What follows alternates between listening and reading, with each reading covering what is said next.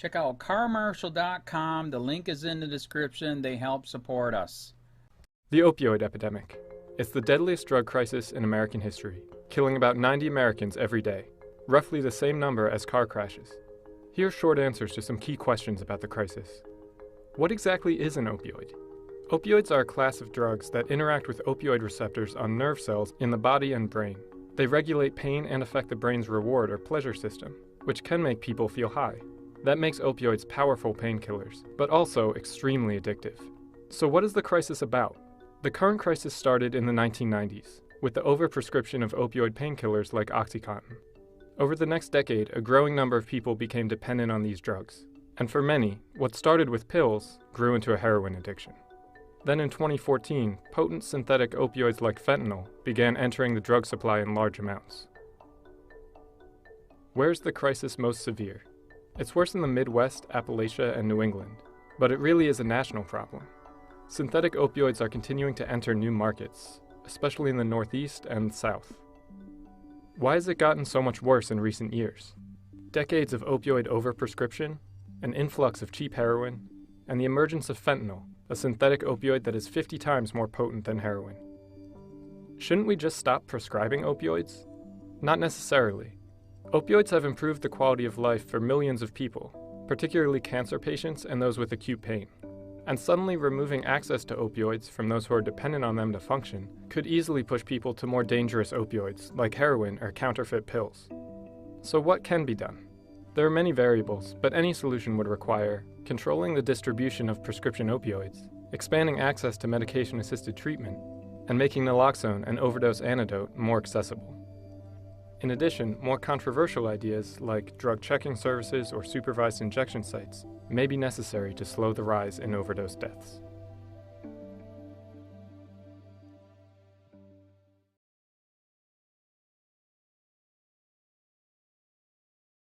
New York sues Big Pharma to make them pay for deliberately fueling opioid epidemic.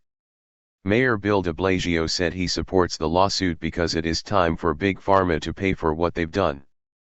It's time that they are held accountable. By Rachel Blevins, January 24, 2018. New York City has become the latest city to hold Big Pharma accountable for the role it has played in the opioid epidemic. Mayor Bill de Blasio announced that the city has filed a $500 million lawsuit against 8 major drug companies that distribute prescription opioids because it is time for Big Pharma to pay for what they've done. It's time that they are held accountable. The companies named in the lawsuit include manufacturers Allergan plc, Endo International plc, Johnson & Johnson, Purdue Pharma LP and Teva Pharmaceutical Industries Ltd., and distributors AmerisourceBergen Corp., Cardinal Health Incorporated and McKesson Corp.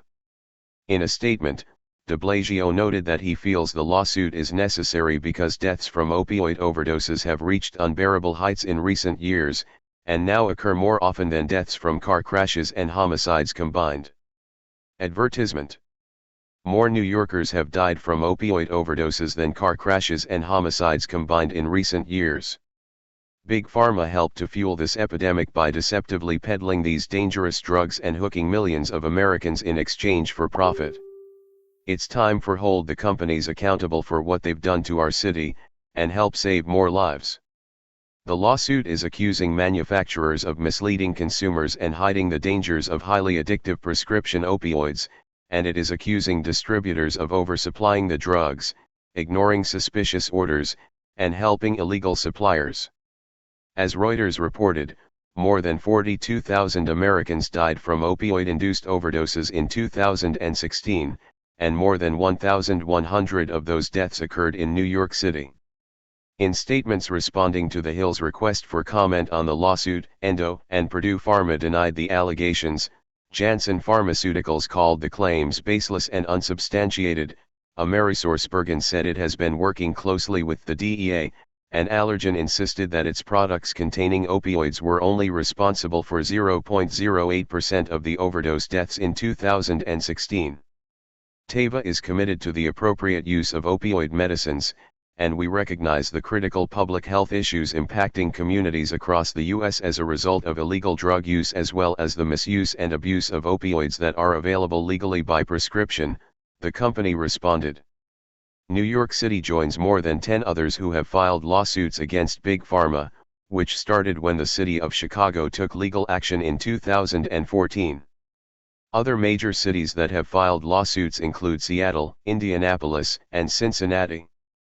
CityLab reported that the current lawsuits are hoping for a victory similar to one that occurred when attorneys from 46 states sued the tobacco industry in 1998. Drug companies marketed and sold too many prescription drugs to too many patients, they argue, without offering adequate and accurate information about their risks. As a result, thousands of users have become dependent, often turning to harder versions of those originally prescribed opioids. The cities developing the lawsuits listed below are bolstering the state effort in holding Big Pharma accountable, much in the way that 46 state and local attorneys worked together to take on Big Tobacco in 1998. Then, their efforts were successful. Tobacco companies ended up paying out more than $200 billion in settlements for peddling addictive, harmful drugs. The opioid industry could be next. 5 of the major pharmaceutical companies named in New York's lawsuit were also named in a lawsuit filed by the state of Ohio in June 2017. As the Free Thought Project reported, State Attorney General Mike DeWine alleged that the companies helped unleash a healthcare crisis that has had far-reaching financial, social, and deadly consequences in the state of Ohio. This lawsuit is about justice, it's about fairness, it's about what is right. These drug companies knew that what they were saying was wrong and they did it anyway and they continue to do so, DeWine said in a statement. County, this is Charlotte County COPWATCH, and I wanted to explain what fair use is. You can use pieces of news articles if you're doing it for news reporting, you have commentary, and you're doing it for education purposes. So that's what fair use is, as you can see right here. Another reason why I wanted to make this video is to let you know I just joined with Patreon. A nice thing with Patreon, I make no money on YouTube. They took the money away years ago, and so this is another way to give, and it's a nice thing too because you can give monthly. You can give $1, $5, $10, whatever. I do 4 to 5 hours a day on trying to wake the sheeple up on how corrupt it is and different ways that you can fight the corruption. So Patreon is a way that you can do it, and then of course the old way is still there. Donate to Sheriff County COPWATCH with PayPal or credit card. So keep that in mind. 4 to 5 hours a day. I make no money, but the corruption happened to me and I'm sick of it, so I'm trying to wake people up.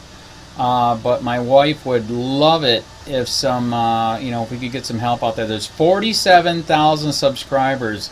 Just think if each one of you subscribers just gave let's say actually yes, $1 a month. 47,000 subscribers gave $1 a month. That would be awesome. That's not going to happen. But anyways, that would be great if it did happen. But do the math in your head. Just think about it. Like I said, 4 to 5 hours a day. I get no money from YouTube. YouTube has gone nuts. You can't do anything anymore. They're taking the money away everywhere. So these are a couple different ways that you can still help out with all this time that I put in. And as you know, I'm in a special situation where at least I can do it. 4 to 5 hours a day. We have a cleaning company during the day. That's what allows me to do this, and we're debt free. So this is my hobby. I don't go fishing and all that other crap. I try to save the world. So help me out to make the wife happy, man. In fact, if you guys did give $1 a day, and there was 47,000 of you, and you did it, and each of you gave $1, and that was every month, oh my God, yes, I could quit. I could start suing them. Another idea too that we have is if I got some funds, we could actually contact everyone that has been ticketed and or arrested and put in jail and start sending them postcards to let them know we're here and to see if everything went all right, and if it didn't, find out their story. So we could even do more investigations and more lawsuits. Lawsuits take money. So just think about that. You know, 47,000 of you so far right now. You know, $1 a day. I mean, $1 a month on Patreon, or $5 a month Patreon, 10, 20, whatever. Just do the math in your head. Help out. This is a lot of work every single day. Thanks.